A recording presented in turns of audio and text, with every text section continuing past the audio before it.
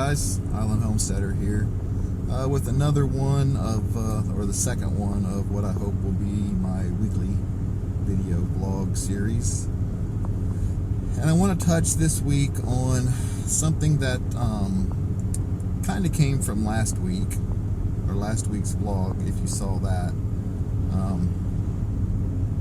I talked last week about my grandmother dying back in January, and if you've watched, I don't know, videos from way back, you'll probably know that I work for a local EMS system.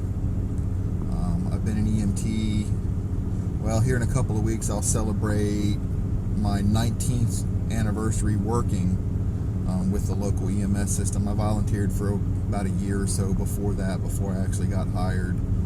And during that time, for 10 years, I volunteered with the local fire department, and then the kids just got too big and too much stuff going on to continue to do that.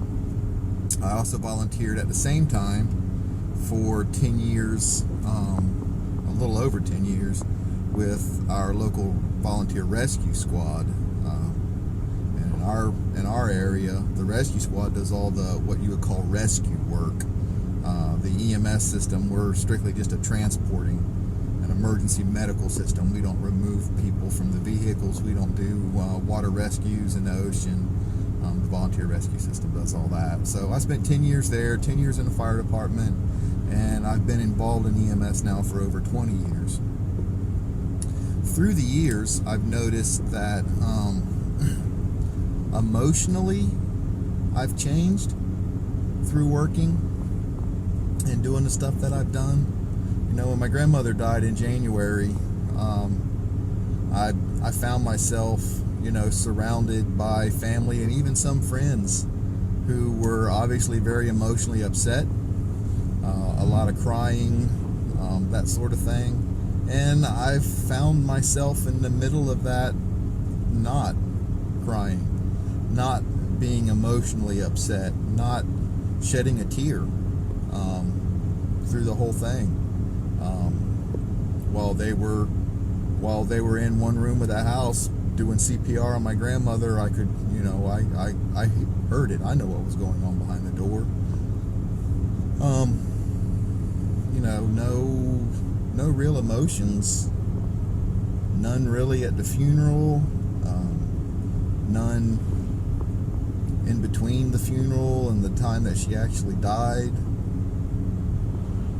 And I've noticed that through the years when I've been in similar situations with friends and whatever, that I'm emotionally, I'm not the same as people around me.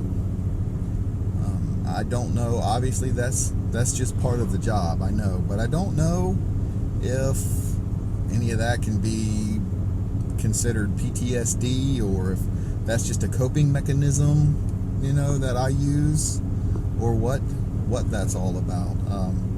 My kids have known growing up that if they were hurt, you know, short of bleeding or losing a body part, that they weren't going to get a whole lot of sympathy from me, and that's obviously probably not wrong or right. I should have had some more sympathy and empathy as a parent towards my children when they were hurt.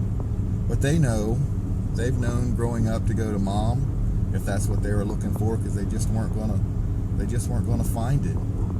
You know, I work for a fairly small system. We're a busy system, especially in the summertime. It's a resort area, so we get a lot of people here, and a lot of people here bring a lot of problems with them. I've held people's hands as they've died. I've held people's head in my lap as they've died. You know, I've watched many a person leave this life while I've been involved in one way or the other, you know, in trying to prevent that. I've seen people go very peacefully, and I've seen people go pretty gruesomely, either at their own hand or just accidentally. And I can only think that through all of that, through these years, obviously, that has affected me. And sometimes it's taken a situation like my grandmother passing to really make me aware of that, really make me understand that.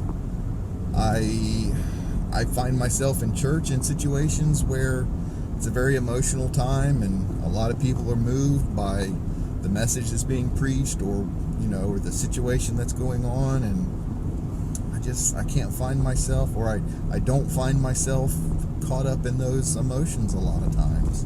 And it's not that I don't care. I do care. And it's not that I'm not, affected, because I am. But and it's not something I don't do it consciously. It's not like I'm refusing to let myself cry. I just find myself, not caught up in that. It's not that I don't have emotions. I find myself sometimes in silly, sappy movies crying. Some chick flicks. I've cried through chick flicks and whatever. But so I have emotions. I know I have emotions. I guess the way I express my emotions is different than a lot of people, than the general public. I'm not sure. So anyway, I just wanted to throw that out there. I'll let you guys know that it's been a busy week. We are definitely moving on April 1st. We'll be starting to move into our new rental place, and like I said, I'll show you that. There'll be a lot of changes going on, and the way we live and the way we do things. So a lot of progress. I installed a package of bees yesterday in my hive that died out over the winter.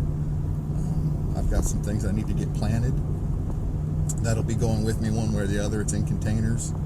So just wanted to just express some feelings, I guess, and put that out there. I don't know if anybody else that watches my videos are involved in emergency services and have similar situations or similar feelings. If you are, let me know. Let me know how the job has affected you, what it's meant to you and your relationships with your family and friends and emotional situations around you. Let me know how it's affected you. I'd be curious. I've never really talked with anybody about this that does the job anyway. I've talked about it some with my pastor, but let me know how it affects you. Let me know how you feel. So anyway, thanks for watching. I appreciate, like I've said every time, I appreciate everybody that watches, that comments, that clicks the thumbs up. I'll put a subscribe link up in the top corner. And I hope you all have a very happy Easter. Let's not forget what Easter is about. And that's not the Easter Bunny, if you were wondering. I may do an Easter video. We'll see. All right. Anyway, guys, thanks again for watching. God bless.